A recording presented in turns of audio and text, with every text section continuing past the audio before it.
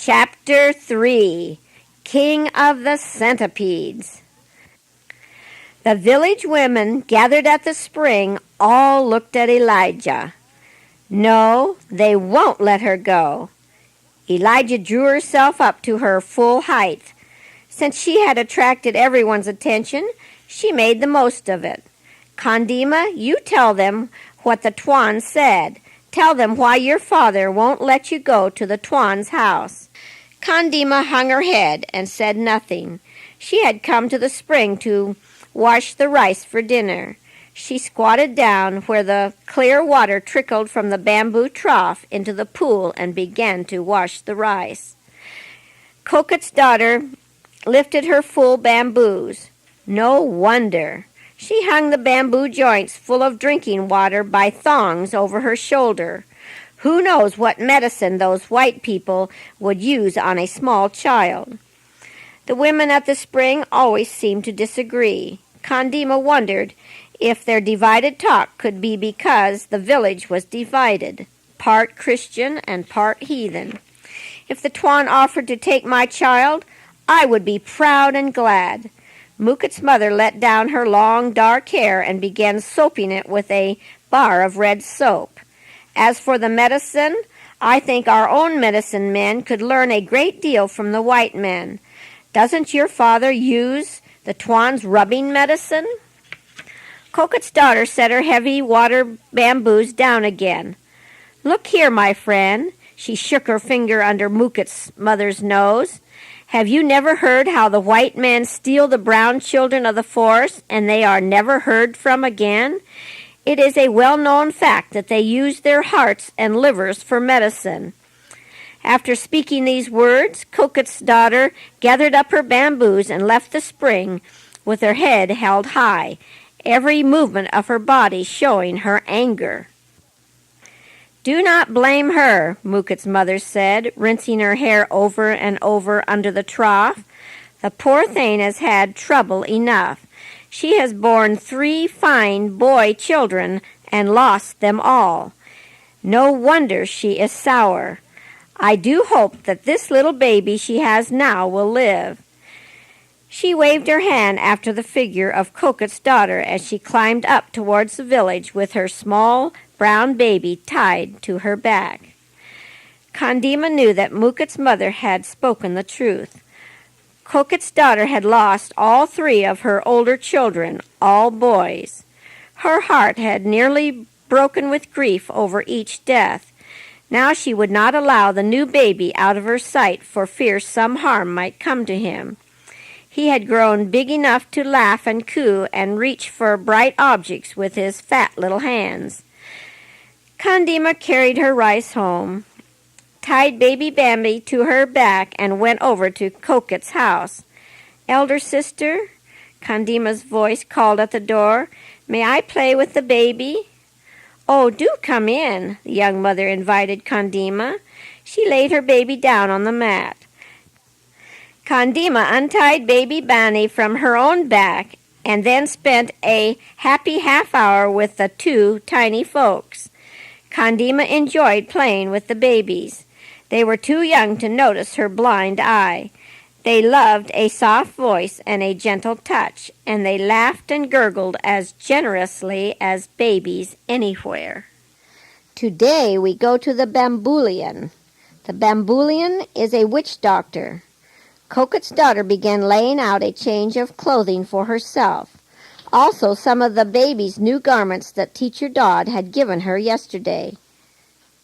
No one is sick, Kondima said. Why do you go to the Bambulian? It is this way, Kokit's daughter smiled. Our baby is a fine, healthy fellow. I am anxious that no harm shall come over him. His father is going to give our water buffalo to the Bambulian so that he may make powerful charms that will protect the baby from all evil things. That is a nice thing to do. Kondima patted one of the baby's fat legs.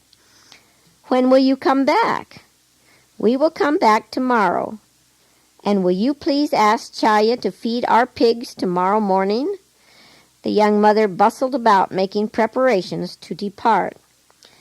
Elder sister, Kondima spoke gently, why is it bad for me to go to the Tuan's house? I want to go, more than I want anything else. Koket's daughter paused for a moment. Why don't you come with me to the baboolian? He could make medicine for you. Could he cure my eye, do you think? Kondima felt her voice tremble with eagerness. Well, the young woman spoke uncertainly, it would be a hard thing to do. Perhaps he could if your father would give him a couple of water buffalo and his best brass gong. Really? I don't know, Kondima. The baboolian has taught me to fear the white man's medicine very much. Father, Kondima began when her father sat down to eat his supper, do you think that the baboolian could make medicine for me? Father lifted his eyes with an astonished scowl. Who has been talking to you about the witch doctor? He demanded. Kondima looked down at her feet. Koket's daughter is taking her baby over there to have the baboolian make charms and medicines so he won't get sick and die like the rest of her children.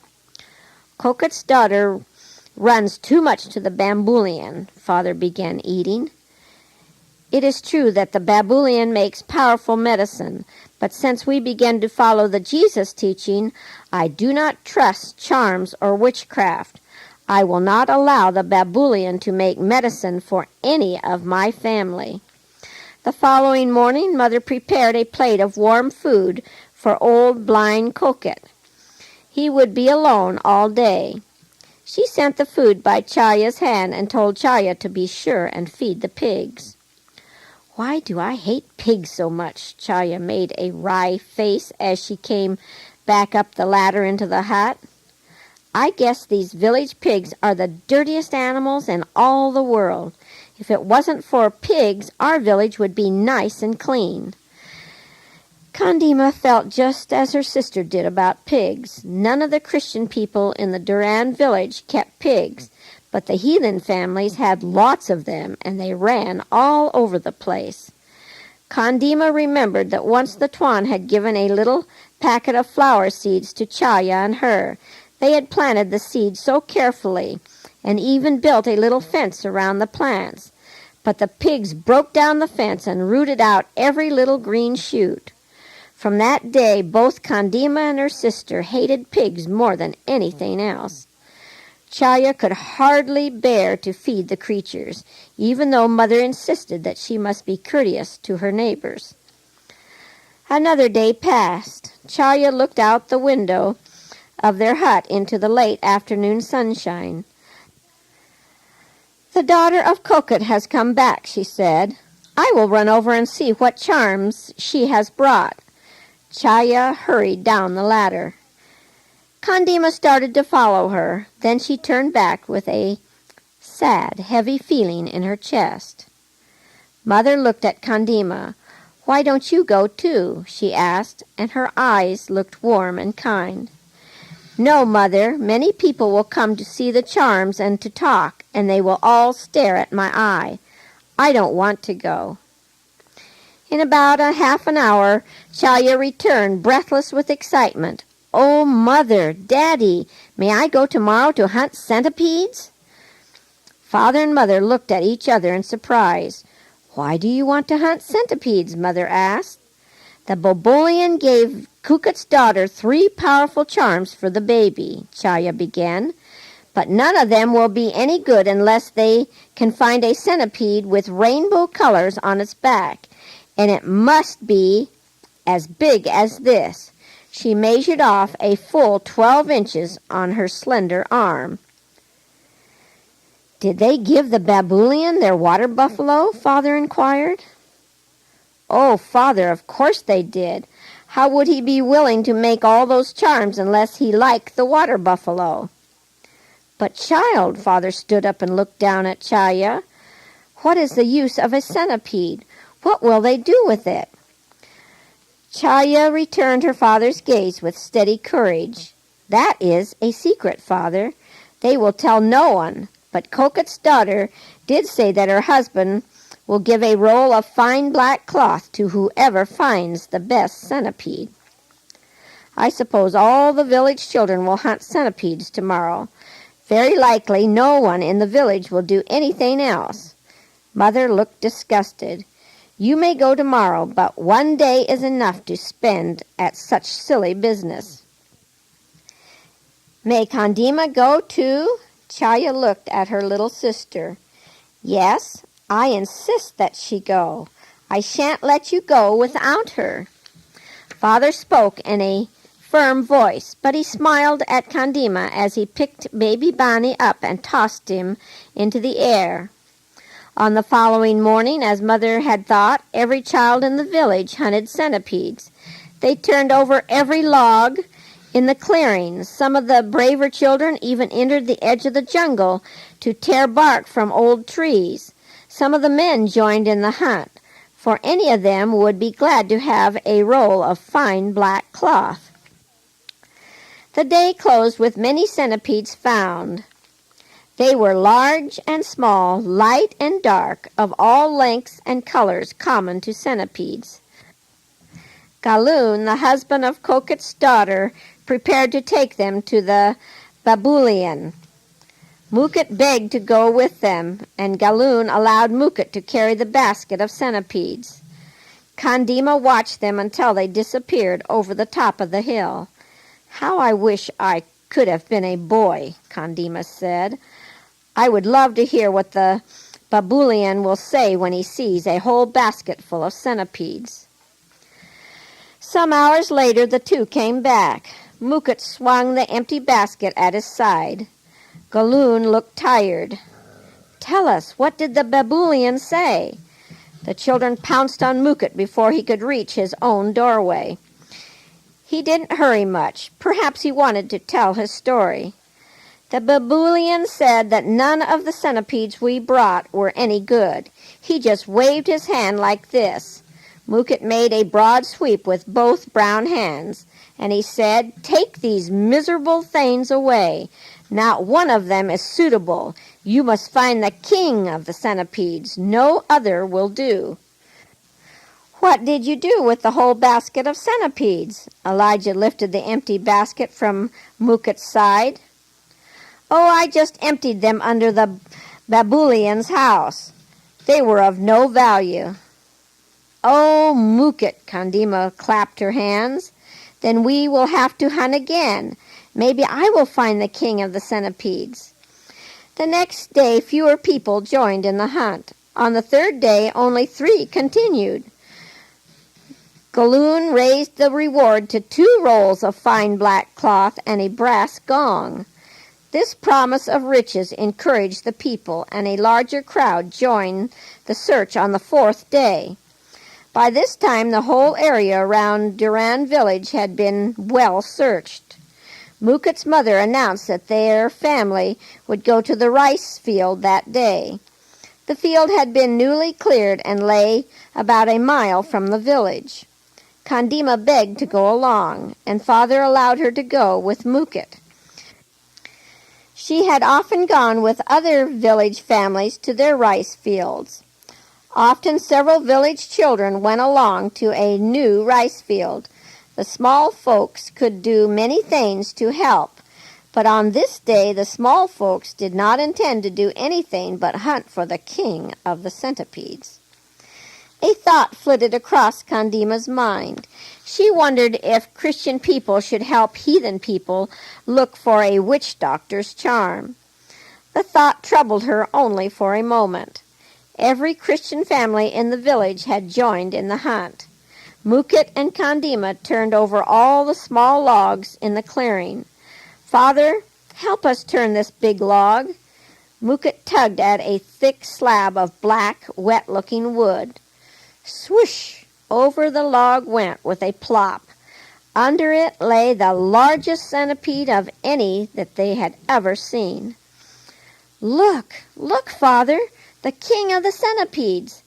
Mookit darted after the creature, now alert and trying to slither off under another log.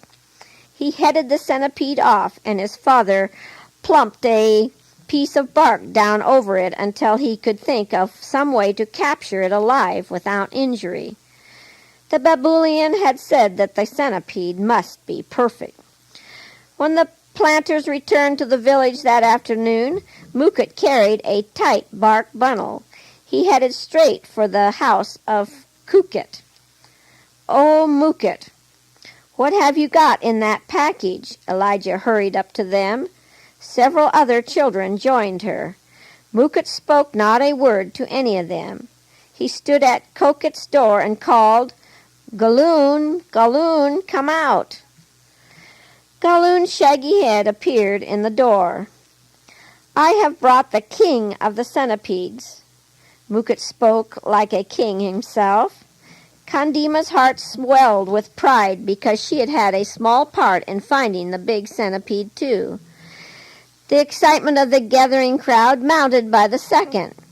Galoon came down the ladder and took the bark bundle from Mookit's hand. He lifted down a deep, tight basket from the outside wall of the hut and opened the package over the big basket. The evening sunlight fell on an enormous centipede nearly 15 inches long. Its dark body shone with rainbow colors in the slanting light. A cry of admiration and wonder burst from every person who looked at the creature. What a centipede! Truly the king of them all. Galoon rubbed his hands together with delight and satisfaction. "We will carry it to the baboon tomorrow, Mookit," Galoon assured the small boy. "If he says it is good, you shall have your 2 rolls of fine black cloth and the brass gong." Mookit returned to his own house with his parents and covered with honor and glory. Through Kondima's dreams that night marched the king of the centipedes. He stood taller than a water buffalo, and she tried to count his legs. But always more and more legs came along, and she couldn't count them all. The next morning, Gulan and Mookit carried the centipede to the baboon's house. They came home in the late afternoon. When Mookit came out of Gulan's door, he carried 2 rolls of fine black cloth and a brass gong. His face shone like the full moon. The baboon liked the centipede. He said that he had never seen so big a one himself. Mookit told Kondima as they sat together on the ladder of his hut. The baboon's eyes glittered, and he rubbed his hands together like this. Mookit bent over and bared his teeth and mimicked the baboon. He told Galoon to grind the centipede between 2 stones until it was a soft paste. Then he must make a broth of it and feed it all to the baby. The baboon says that after the baby has eaten such powerful medicine, no harm can ever come to him. Kondima heard the noise of 2 heavy grinding stones behind Mookit's hut. "I think Gulan is grinding the centipede now," she shuddered. Teacher Dodd had been visiting a neighboring village for a few days. Kondima saw him return just as the sun went down. She wanted to tell him about the centipede, but dark night had come down by the time she and Mookit finished talking. She could see no light in Dodd's hut. He must have been tired, and he had gone to bed already. Kondima said to Mookit, "I will get up early and be the first one to tell him." So morning found Kondima sitting on her ladder waiting when Teacher Dodd went down the path to the spring. His towel and soap and toothbrush were all rolled together under his arm. He called a cheerful good morning as he passed. Kondima started to run after him. At that moment a loud wailing broke out in Mookit's hut. Dodd dropped his towel and all the things in it. He sprang through the door. "Adieu, adieu, my child, my child!" Kondima knew the voice belonged to Mookit's daughter. She crept up the ladder and peeked in. Mookit's daughter sat on the floor with her dead baby cradled in her arms. Her long black hair hung in wild confusion around her pale and terror-stricken face. Kondima began to wail too. Within a few minutes the whole village had gathered, and the cries of anguish that grew louder every minute would have melted the heart of the baboolian himself. Little by little, Teacher Dodd drew the story from Galoon. He had fed the centipede broth to the baby the night before, and the baby had gone to sleep at once. Morning had already come when they found the baby dead under his little blanket. Dodd's tears choked his voice as he tried to comfort the parents. He blamed himself for being away. "I could have kept this terrible thing from happening," he said over and over again. With tender sympathy, the Christian villagers comforted the grieving parents. Dodd buried the baby in a grassy spot near the crown of the hill. "My poor suffering friends," Dodd spoke to Galoon and his wife as he sat with them that evening, "come with us and follow Jesus. He loved the little children. He will give back your little ones in the resurrection day. Forsake the hard way of witchcraft and find peace to your hearts." All the neighbors bowed their heads and wept for the grief of the young parents who had lost their fourth son. So it came about that from that day the daughter of Mookit and Gulan, her husband, began to listen to the Christian teaching. Since their huts were close together, Mookit's daughter came often to Kondima's house. She found comfort in playing with baby Bonnie. Little by little she revived from her deep sorrow, and she talked much with Mother about the Jesus teaching.